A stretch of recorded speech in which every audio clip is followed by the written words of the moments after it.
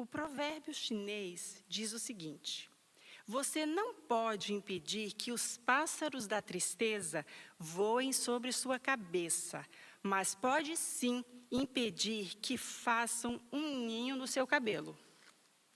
Senhoras e senhores, muito boa noite. É com grande alegria que a Rádio RC Brasil recebe todos vocês aqui para esse evento memorável, essa palestra incrível que vai discutir ideias tão importantes. A palestra é Sinais de Alerta em Relacionamentos Interpessoais. Bom, nós temos aqui 4 convidados, eu diria de peso, mas se eu disser de peso, eles vão ficar aborrecidos comigo, então são 4 candidatos, assim, 4 convidados maravilhosos, chiquérrimos e vitaminados, certo? O nosso primeiro convidado é o policial do Departamento do Xerife de Broward, Rodrigo Almeida. O Rodrigo, ele também é responsável pelo canal Xerifando-nos EUA, que faz muito sucesso. É um canal que dá dicas para todos aqueles que moram aqui, ou aqueles que vêm passear aqui também, não é isso, Rodrigo? Para que todos possam transitar bem aqui. Vamos receber o nosso primeiro convidado, Rodrigo Almeida.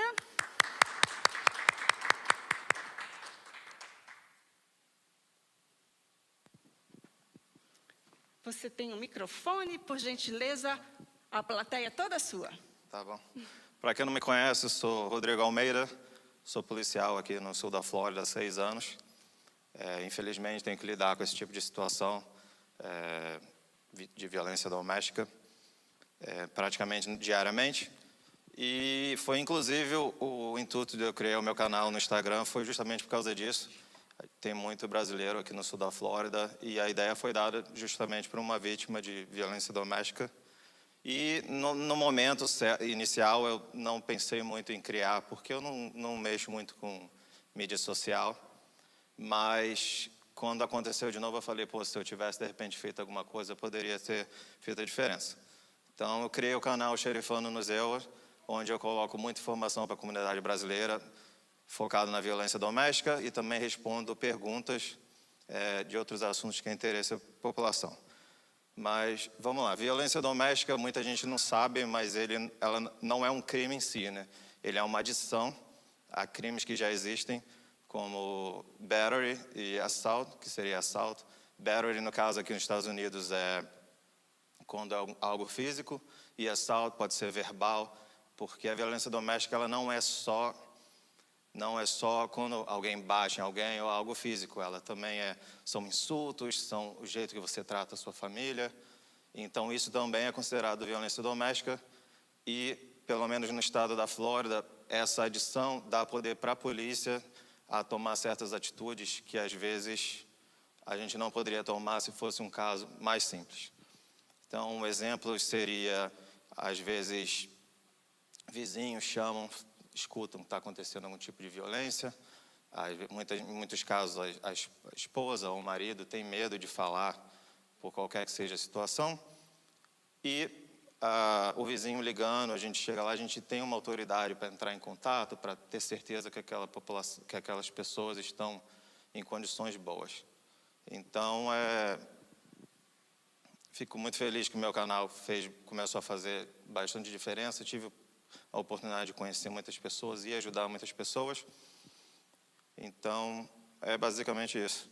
Se alguém tiver alguma dúvida, quiser fazer alguma pergunta sobre o assunto, também fiquem disponíveis a fazer isso. Senão, eu só vou meio que explicando o que é cada etapa. Mas eu preferia que alguém tivesse alguma dúvida para que a gente trabalhe, porque eu acho muito mais interessante do que eu ficar aqui relendo que está no Estatuto da Flórida. Rodrigo, você podia explicar, né, para quem está ouvindo, o que acontece de primeiro quando a polícia chega numa situação que há agressão física? Porque às vezes a pessoa fica com medo que, eu vou ligar para a polícia, mas eu tenho que fazer uma queixa para aquela pessoa ser presa ou não depende de mim? Então, no caso de violência doméstica, Você se encaixa se você é marido, se você é namorado, se você é familiar direto, vive no mesmo ambiente. Então, depende muito de como a ligação é feita. Então, normalmente, vou usar você como exemplo, se você está ligando, a partir do momento que você está falando com o nosso dispatch do 911, ela já vai te dando instruções de como se manter protegido, dependendo da situação. De repente, se trancar no banheiro, ir para o lado de fora, se possível, porque normalmente, se o caso já está alto, onde aconteceu algo físico, a pessoa vai chegar e não vai aceitar que você está ligando para a polícia, pode acabar piorando a situação. A partir do momento que a gente recebe que é algo doméstico, a gente, em boa fé, tem todo o poder de agir, a gente pode algemar, pode deter aquela pessoa, o agressor inicial, pelo menos temporariamente, para saber se realmente algo aconteceu. Infelizmente, a violência doméstica também é usada como desculpa para drama familiar, para joguinhos de casais, hoje em dia, infelizmente, Mas, sim, isso dá liberdade à parte doméstica, como eu mencionei um pouco antes, de a gente agir e tomar qualquer decisão necessária em boa fé para evitar que as pessoas se machuquem. Inclusive, separar o casal, prender a pessoa mesmo que a esposa ou o marido decida que não quer fazer nada contra ele. Isso dá poder à polícia de agir e ter certeza que ninguém vai se machucar depois que a gente for embora. E esse poder é o mesmo, por exemplo, eu tive uma situação que uma vez eu escutei os meus vizinhos quebrando pau real e o filho chorando, pedindo para o pai parar de bater na mãe, e eu mesma liguei para a polícia. Se é o vizinho que liga, e quando a polícia chega, muitas vezes em situação de violência doméstica, talvez a pessoa que está sendo agredida, dependendo do nível, fala, não, está tudo bem, está tudo bem. Qual é a postura da polícia numa situação dessa? A aproximação é um pouquinho diferente. Como você mencionou, infelizmente, às vezes porque não quer acabar com a relação, para proteger os filhos, independente de que seja, muitas vítimas não comunicam a polícia ou não se sente confortável de chamar a polícia. Mas só você como um vizinho, ou como um parente, ou como uma mãe que recebeu uma ligação da filha e está preocupada, isso limita um pouco a ação da polícia, mas se a gente chegar lá, escutar o mesmo barulho que você está mencionando, ver que tem criança, que alguém está em perigo, a gente sim tem autorização para nem que tenha que quebrar a porta aí para proteger a população e ter certeza que aquela vítima não vai ser machucada ou coisa do tipo. E aí, lógico, criança envolvida, DCF, outros departamentos começam a se envolver nesse assunto também. Eu aqui, posso fazer uma pergunta também? Pode, Quando você falou a gente fala de violência doméstica, sim, não é só o casal, não é isso? Você tem todas as pessoas de uma casa, sim, irmãos, pai, filhos, você tem toda essa questão, não é? Que chega a ser classificado como violência doméstica, não é isso? A qualificação doméstica seria parente direto, marido e mulher, pai, filho, irmãos, até namorado, se você tem uma relação longa de mais de 6 meses, também conta. Se você tem um filho com outra pessoa, se eu tenho um filho com você, mesmo que a gente esteja separado, se acontece uma agressão física, é considerado doméstico porque a gente tem um filho em comum. Então, várias situações se encaixam como a violência doméstica, o que dá mais poder para a polícia agir e poder ajudar a vítima nessa situação. Então, e também não é só a mulher vítima de violência doméstica, tem o homem também. Sim, com vítima certeza. De violência doméstica. É muito mais difícil para o homem, eu acho que por aquela, vou dizer machismo, não consigo achar uma palavra, mas pela aquela pride, alguma coisa assim, a pessoa normalmente não liga, prefere ficar sofrendo ou tentando fugir da situação. Mas sim, eu já encontrei várias situações onde o homem em si era a vítima, e às vezes até esperam a gente acabar a chamada ali, a gente às vezes não encontra nada, aí ele vem no canto, eu queria só conversar com você, o que eu posso fazer, mas eu não quero que nada seja feito. Então, sim, tem homem e mulher, todos são vítimas. É mais ou menos equilibrado, mas os homens denunciam menos. É bem equilibrado, por incrível que pareça, é bem equilibrado para os dois, mas normalmente a mulher é bem mais, chama mais atenção pelo fato que como a parte do vizinho que você comentou, ou alguém está vendo na rua, se tu vê uma mulher dando um tapa no homem, normalmente a pessoa não vai ligar para a polícia falar nada, mas se você vê um homem fazendo o mesmo, vai acontecer. Então, por isso parece que o caso com a mulher é muito maior, mas é bem equilibrado no total, sim. Ok.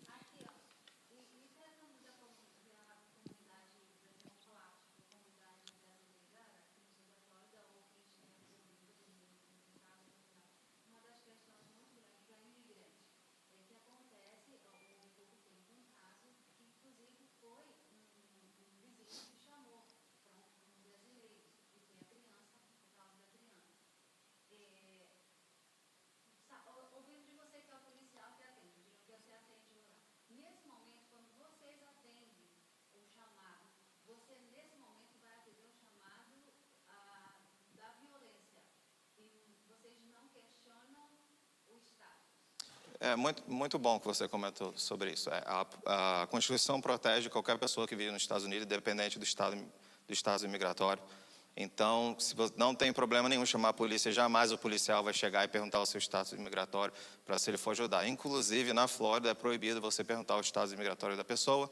Aí, tem situações onde o policial pode perguntar, mas normalmente é para tentar ajudar. Nós, policiais, estamos acostumados. Aqui em Broward, muita gente está com visto expirado ou coisa do tipo. Então, às vezes, para tentar adaptar, até criar uma solução onde não vai prejudicar muita pessoa, a gente, às vezes, pergunta o estado imigratório, mas para tentar incriminar aquela pessoa, a gente não tem autorização de fazer isso. Aqui, no condado de Broward, onde eu trabalho. Tem outros lugares que podem ser diferentes, estados ser diferentes também. Mas não precisa ter preocupação nenhuma. A polícia está ali para proteger, independente do status migratório, para a gente não faz diferença nenhuma. Mais alguma pergunta? Outra coisa, rapidinho.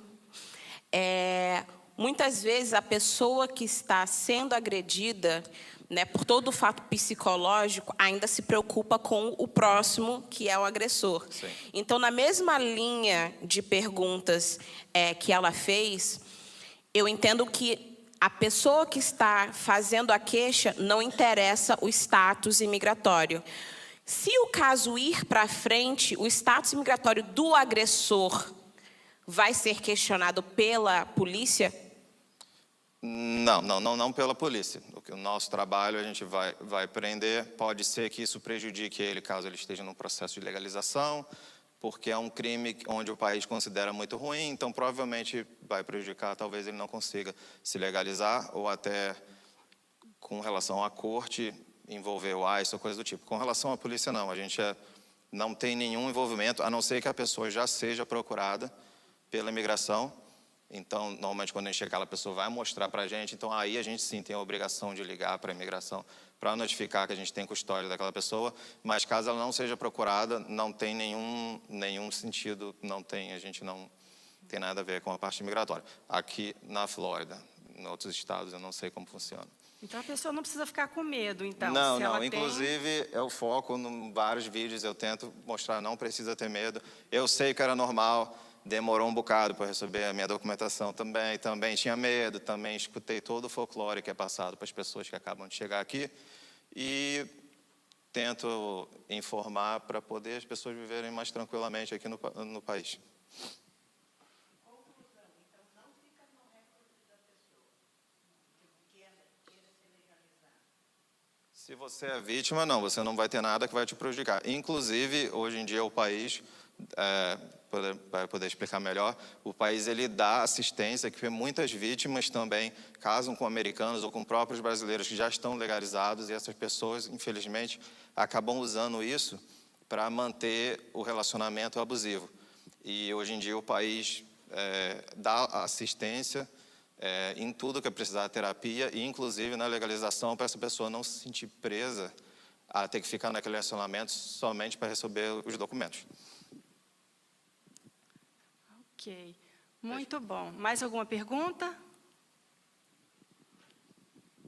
Ok. Você gostaria de dizer mais alguma coisa, Rodrigo? Alguma coisa que você acha relevante? Acho que eu vou só resumir tudo que foi colocado aqui. Muito bons tópicos. Acho que eu não sou muito palestrante, então não vem tudo na cabeça já motorizado, mas a parte de imigrante foi essencial. Sua pergunta é muito bom as pessoas saberem que ela tem direitos aqui, não tem que ter medo de nada.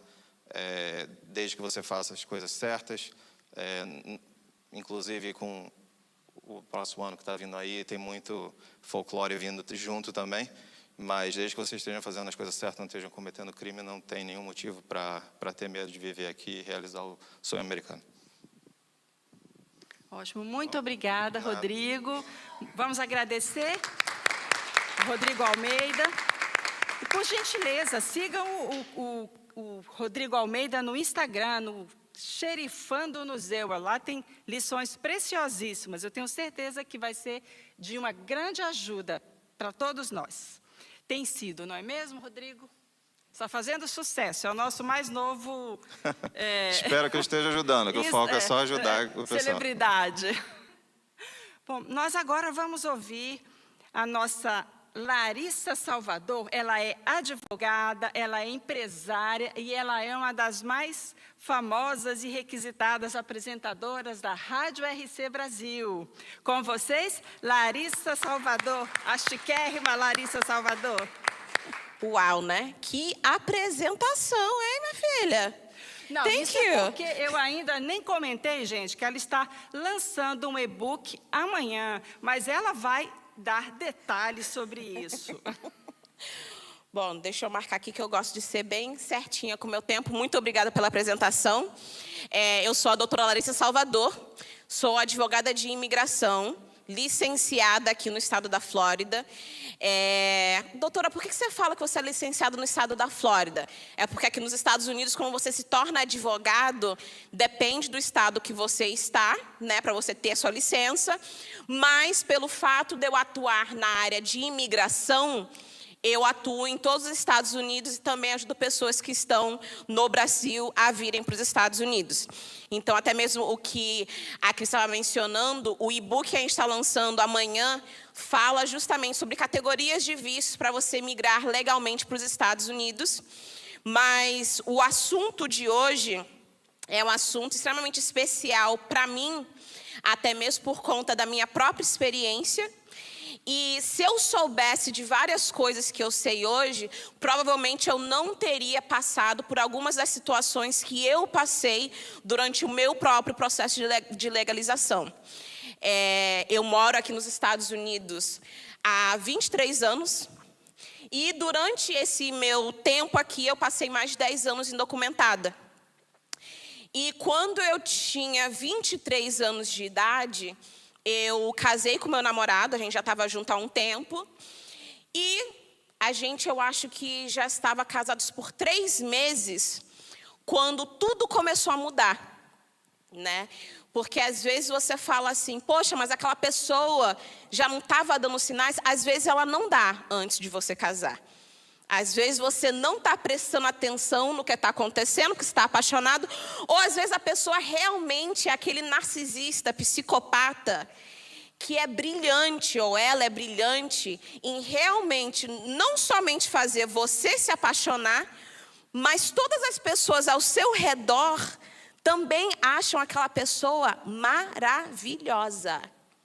E eu tenho certeza que ou você já passou, ou você conhece outras pessoas que passaram por essa situação.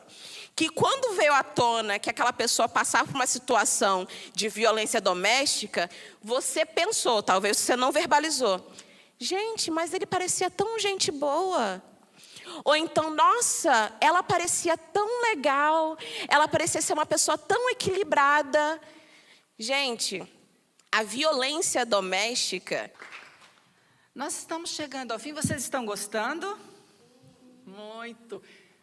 Então, esse evento todo está sendo coordenado pela Rádio RC Brasil, a Rádio da Comunidade Brasileira, com o apoio do Event Center. E você que ainda não se inscreveu na rádio, no Instagram da rádio, no canal do YouTube, que não segue a Rádio RC Brasil, esse é um ótimo momento para fazer isso. É só colocar o dedinho lá, a Rádio RC Brasil, e começar a seguir. Você vai ter acesso a podcasts de várias maneiras, programas. Aqui tem a apresentadora, tem um programa da Franz Fontes, tem o programa da Larissa Salvador, tem mais alguns apresentadores aqui, o meu também, tá?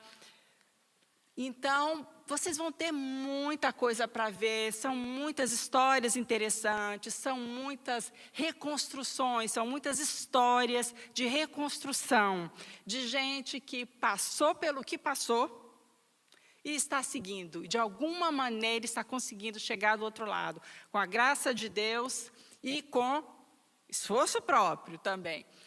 Eu não sei se vocês já viram algumas estatísticas, mas, segundo a Unicef, até os 18 anos, de cada 8 meninas e mulheres, uma é abusada sexualmente, até os 18 anos.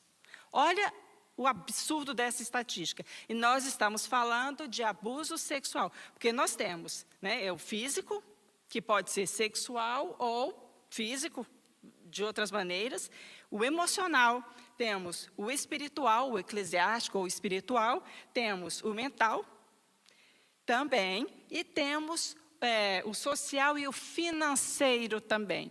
Olha quantos, e por aí vai, tá? E cada um desses dá, como é que a gente diz? Tem desdobramentos de cada um desses.